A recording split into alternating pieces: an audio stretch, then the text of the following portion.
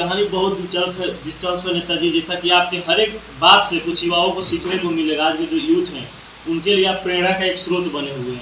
आपके दिखाए हुए रास्ते पर अगर चल के कोई भी इंसान चाहे तो आपके यहाँ जहाँ तक आप पहुँचे वहाँ तक पहुँच सकता है। अनुमान लगाया जा सकता है, एक किसान का, मामूली सा किसान का एक बेटा आज पूरे बिहार में चर्चा का विषय बने हुए, पूरे बिहार के जुबान पर हैं। उनके बारे में जानने के लिए हर बिहारवासी उतालू है कि ये कौन है, कैसे ये है, कैसे इनका जीवनी है। तो हमारे चैनल के माध्यम से आप लोग इनके बारे में जान भी चुके हैं। एक मामूली किसान का बेटा है ये, और आज जनता के बीच में इतना जगह बना चुके हैं कि जेल में रहकर भी खुद 70,000 वोट इनको मिला, और वही 70,000 वोट समझिए तो कोर्ट में वो प्रूफ किया कि ये निर्दोष है, और जिसके बदौलत आज जनता के बीच में फिर से ये आ चुके हैं। तो हमारे चैनल के माध्यम से आप बताइए जनता को कि रियल में आज़ादी का मतलब क्या होता है। तो 75 साल तो हो गए हमको आज़ादी हुए, लेकिन आज भी हम लोग कहीं ना किसी रूप से हम लोग गुलाम हैं। तो आज़ादी पूर्ण रूप से हमको कब मिलेगी, और पूर्ण रूप से आज़ादी का मतलब क्या होता है? देखिए, आज़ादी का संकल्प जो था हमारे वीर सपूतों को, शहीदों को, जिन्होंने लड़ते हुए देश को कुर्बान किया था, उसमें सबसे बड़ी कुर्बानी जो हुई थी वो शहीद आजम भगत सिंह की। ऐसे तो किसी भी कुर्बानी को कम करके नहीं आंका जा सकता है। सबने खुदीराम बोस से लेकर के अशफाक उल्लाह खान से लेकर के तमाम लोगों ने शहादतें दी हैं। राम प्रसाद बिस्मिल ने शहादत दी है, और बहुत सारे लोग 1857 से लेकर 47 तक शहादतें दी हैं।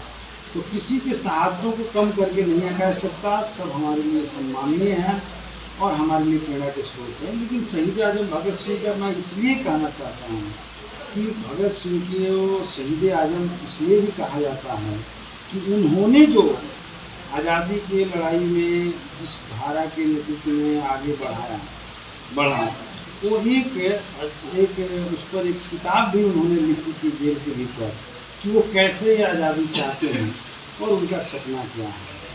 वो सपना, वो एक समाजवादी समाज का निर्माण करना चाहते थे, और इसीलिए फिरोज शाह कोटला मैदान में जो उन्होंने मीटिंग की थी, तो उस मीटिंग में अपने दल का नाम के साथ भारतीय प्रजातांत्रिक सोशलिस्ट सेना शब्द जोड़ दिया था, सोशलिस्ट शब्द जोड़ा था।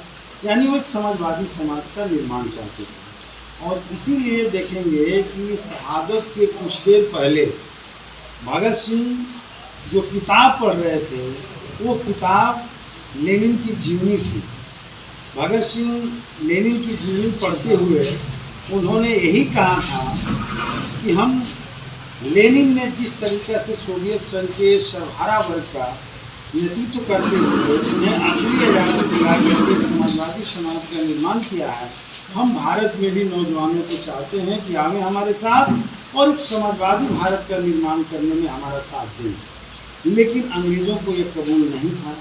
अंग्रेज़ नहीं चाहते थे कि भगत सिंह, और अंग्रेज़ के साथ साथ कुछ और भी आज़ादी की लड़ाई में जो धारा था वो भी नहीं चाहते थे कि भगत सिंह के जो विचार हैं वो आगे बढ़े। और इसीलिए मैं कहूँगा कि भगत सिंह को अंग्रेज़ों ने बिना जिस केस में उनको सज़ा हुई है वो फांसी के सज़ा के लायक नहीं थे, फिर भी सज़ा दिया गया। आज एक वकील लाहौर में उनके केस को पुनः सुनवाई कर रहा है, देख रहा है, लड़ रहा है कि साबित करे कि जिस केस में उनको सज़ा हुई थी, क्योंकि असेंबली बम कांड में उनको फांसी की सज़ा नहीं हुई थी। बहुत लोग बोलते रहते असेंबली में बम फेंक दिया। उन्होंने 2 बिल जो भारत में लाया गया था अंग्रेजों के द्वारा, एक पब्लिक सेफ्टी बिल और एक ट्रेड डिस्प्यूट बिल, ये 2 बिल लाया गया था जिस बिल के जरिए ट्रेड यूनियन के अधिकार को छीनना था और जनता के अधिकार पर हमला करना था अंग्रेजों को। उन्होंने कहा कि अब तो हम दूसरा कर नहीं सकते, इतने बड़े देश को तो जगा नहीं सकते इस सवाल पर इतना कम समय में। तो उन्होंने योजना बनाया कि हमें, उनकी पार्टी जो थी योजना बनाई कि हमें असेंबली में एक ऐसा धमाका देना है कि जब बिल पेश किया जाएगा उसी समय हम धमाका देंगे, और धमाका के बाद पूरे देश में चर्चा का विषय बनेगी कि किसका विरोध हो रहा है। तो मारने की नियत से उन्होंने बम नहीं फेंका था, बम केवल धुआं वो इसके लिए फेंका था। और इसीलिए जिस असेंबली में बम फेंका, उन्होंने बयान में भी अपना कहा कि उसमें तो हमारे देश के बहुत बड़े बड़े नेता, गांधी जी, जवाहरलाल नेहरू, कौन कौन बैठे थे। हम उनको मारने के लिए क्यों बम फेंकेंगे? हम तो बहरों को सुनाने के लिए एक जोरदार धमाका पार्लियामेंट में देना चाहते थे, और इसीलिए उन्होंने तय भी किया कि हम बम फेंकेंगे और फिर हम गिरफ्तारी देंगे, और न्यायालय में जब जाएंगे तो इसकी सच्चाई को जनता के बीच में रखेंगे, क्योंकि यही एक मौका है। उस समय वो लोग इधर उधर भागे फिरते थे, वारंट था, तो इसके माध्यम से पूरे देश की जनता जागरूक होगी। और सच बात यही था कि जिस कांड में, उस कांड में इनको आजीवन कारावास की सज़ा हुई, और दूसरे जो एक लाहौर षड्यंत्र केस में उनको जो सज़ा हुई, तो वो समझ रहे हैं कि वो सज़ा के लायक था ही नहीं, वो फांसी की सज़ा के लायक था ही नहीं। तो हम समझ रहे हैं कि भगत सिंह ने जो सपना देखा था आज़ादी की लड़ाई का, वो एक समाजवादी समाज का निर्माण चाहते थे। और आज हमारे देश में 70-74 साल से जो सरकारें चल रही है, वो सरकार दरअसल में भगत सिंह को इग्नोर किया।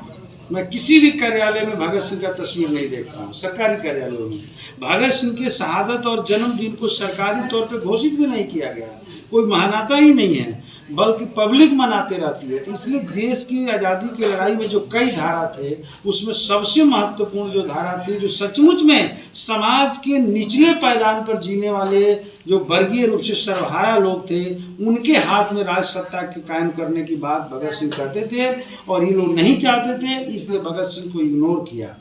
हम आज भी चाहते हैं कि भगत सिंह के सपनों के भारत पर देश में डिबेट हो। बहुत कहने के बाद अटल बिहारी वाजपेयी जी जो प्राइम मिनिस्टर थे, बहुत हल्ला हंगामा करने के बाद भगत सिंह की एक मूर्ति लगाई गई पार्लियामेंट के सामने, और उस मूर्ति को भी हम जब देखते हैं तो इन लोगों के सही तस्वीरें भी पटना के कारगिल चौक पर भगत सिंह की जो मूर्ति है, वो देखने से लगता है कि हाफ पैंट पहने हुए RSS के कैडर है, और उसी रंग में उनको रंग दिया गया। वहाँ जो लगाया गया पार्लियामेंट के सामने स्टेचू, उसको तो मैं कहता हूँ कि भगत सिंह एक नौजवान थे, 23 साल की उम्र थी, वो बाल कटवा लिया था, वो कभी सीपों वाला बाल नहीं रखे थे और कभी पगड़ी नहीं बांधते थे, लेकिन उन्होंने सचेत तरीक़ा से इस काम को किया था। उन्होंने अपनी किताब लिखा था कि मैं नास्तिक हूँ क्यों, इस पुस्तक को उन्होंने तर्क के साथ लिखा था, और उस भगत सिंह को एकदम एक पगड़ी बांधा हुआ 70 साल के बूढ़े के रूप में प्रस्तुत किया गया। मैं समझता हूँ भगत सिंह के साथ अन्याय हुआ, और भगत सिंह के सपनों का जो भारत था आज भी अधूरा है, और इसीलिए समाज के दबे कुचले अल्पसंख्यक पिछड़े जो लोग हैं उन पर आज हमला जारी है। और आज तो सबसे शर्म की बात है कि हमारे भारत के में जो सरकार चल रही है, इस सरकार की ओर से हिंदुस्तान के जनता के अधिकारों पर जिस तरह से हमले हो रहे हैं, वो जासूसी कराने की पेगासस के जरिए कोशिश की जा रही है। एक तरफ महंगाई की मार, आपदा की मार, बड़े पैमाने पर लोगों की मौत, अर्थव्यवस्था चौपट है, तो उस पैसे को जो महंगाई के मार से आप वसूल रहे हैं पेट्रोल डीजल के टैक्स के रूप में, ज़रूरत तो है कि जनता की सहूलियत और सुविधा के लिए इसमें खर्च करें। तो पेगासस पर इतना महंगा टेक्नोलॉजी को ले करके उस पर हमारे देश की जनता की जासूसी कराना, मैं समझता हूँ कि भारत की आज़ादी पर हमला है। और हिंदुस्तान वासियों को आज संकल्प लेना चाहिए कि नफरत जो देश में पैदा किया जा रहा है, भारतीय संविधान के जो मूल भावना है धर्मनिरपेक्षता, इस पर जो हमला हो रहा है, यहाँ के लोकतंत्र पर जो हमला हो रहा है, यहाँ के संघीय ढांचा पर जो हमला हो रहा है, इसको बचाने के लिए मैं समझता हूँ कि वो आज़ादी तो अभी मिली नहीं, और जो कुछ आज़ादी मिली है उस आज़ादी पर जो हमले हैं, आज भारतवासियों से मैं अपील करूंगा, नौजवानों से अपील करूंगा कि इस आज़ादी को बचाते हुए शहीद आजम भगत सिंह के सपनों के भारत को निर्माण के लिए आज़ादी के दूसरे जंग में हमारे साथ खड़े हों। आज के दिन संकल्प लें, और इसी रूप में हम लोग आज 15 अगस्त स्वतंत्रता दिवस को मनाते हैं। जैसा कि शहीदों की बात की जाए तो किसी भी शहीदों को ये भारतवर्ष कभी भुला नहीं सकता, उसका हमेशा ऋणी रहेगा। जैसा कि आप बात कर रहे थे भगत सिंह है, तो भगत सिंह का बचपन क्या होता है कभी अनुभव भी नहीं किए थे बचपन का। और जब बचपन के खेलने कूदने का उम्र जो होता है, बच्चों के हाथ में जिस उम्र में खिलौना होता है, उस उम्र में उनके हाथों में बम धरा दिया गया। वो कुछ मजबूरियाँ थी, देश की आज़ादी के लिए वो पूरा बेचैन थे। यही कारण था कि 23 वर्ष की उम्र में ही वो देश के लिए शहीद हो गए। तो अंत में हमारे चैनल के माध्यम से अपने पूरे विधानसभा वासियों को और साथ में पूरे बिहार वासियों को क्या संदेश देना चाहते हैं?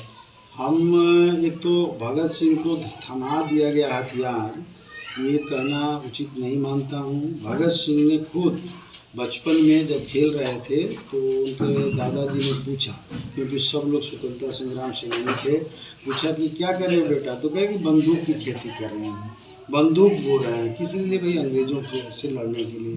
उन्होंने खुद संकल्प लिया था। और जब उनको फांसी की सज़ा हुई थी तो उस सज़ा के बाद उनके पिताजी अपील करने के लिए कोर्ट में जब गए, सुप्रीम कोर्ट में, तो जो नियम होता है राष्ट्रपति के पास जो अपील किया जाता है, अंग्रेजों के गवर्नर के पास अपील करना था, भगत सिंह ने मना कर दिया, कहा कि नहीं। बल्कि भगत सिंह ने ये भी कहा था कि हमें अगर आप मारना चाहते हैं तो मैं तो एक आज़ादी का दीवाना हूँ और एक राष्ट्र के खिलाफ, ब्रिटिश हुकूमत के खिलाफ मैंने जंग लड़ा है। तो जंग में दुश्मनों को कैसे मारा जाता है? जंग में दुश्मनों को गोलियों से उड़ा दिया जाता है। हमको गोली से उड़ा दीजिए। फांसी तो दे करके हमें दोषी करार दे रहे हैं। हम कोई दोष थोड़े किए हैं, हम तो इस मुल्क की आज़ादी का जंग लड़े हैं और ब्रिटिश हुकूमत के खिलाफ एक सिपाही के बतौर लड़े हैं, हिंदुस्तान के सिपाही के बतौर, इसलिए हमें गोली से उड़ा दिया जाए, फांसी मत दिया जाए। भगत सिंह ने ये बात कहा था। इसलिए भगत सिंह स्वतः अपने मन से ही, बचपन से ही अंग्रेजों के खिलाफ थे, उन्हें हथियार नहीं थमाया गया। अंत में मैं जीरादेई के जितने मतदाता हैं, जीरादेई के जितने लोगों ने हमें वोट दिया है और उसके साथ साथ जीरादेई के जितने जीरादेई वासी हैं, मैं जो हमें नहीं भी दिया है, और सब लोगों को मैं आभारी हूँ। मैं इस महान स्वतंत्रता संग्राम सेनानी और भारत के प्रथम राष्ट्रपति स्वर्गीय देश रत्न डॉक्टर राजेंद्र प्रसाद की धरती से जीत करके मैं जाता हूँ, तो इसलिए मुझे इस बात का भी गर्व है। और मैं समझता हूँ आज मैं उधर भी जाऊंगा और जीरादेई वासियों को बहुत बहुत शुभकामना और देना चाहता हूँ कि आप इस आज़ादी दिवस को हंसी और खुशहाली के साथ मनाते हुए जो हमारे शहीदों के अधूरे सपने हैं उसे पूरा करने के लिए आज के दिन संकल्प लें। यही मैं जीरादेई वासियों को संदेश देना चाहता हूँ। जैसा कि 75वां स्वतंत्रता दिवस के शुभ अवसर पर हमारे साथ आज मौजूद थे सिवान जीरादेई विधानसभा के वर्तमान विधायक अमरजीत कुशवाहा जी, और इन्होंने अपने पूरे बिहार वासियों को स्वतंत्रता दिवस की बहुत बहुत बधाई भी दी है और किस तरह हमारे वीर शहीदों ने अपनी जान की आहुति देकर हमारे देश को आज़ादी दिलाने में अपना अहम भूमिका निभाई, उनके बारे में भी इन्होंने कुछ चर्चा की है। आप ऐसे ही खबरों को देखने के लिए बने रहिए हमारे न्यूज़ N20 लाइव पे।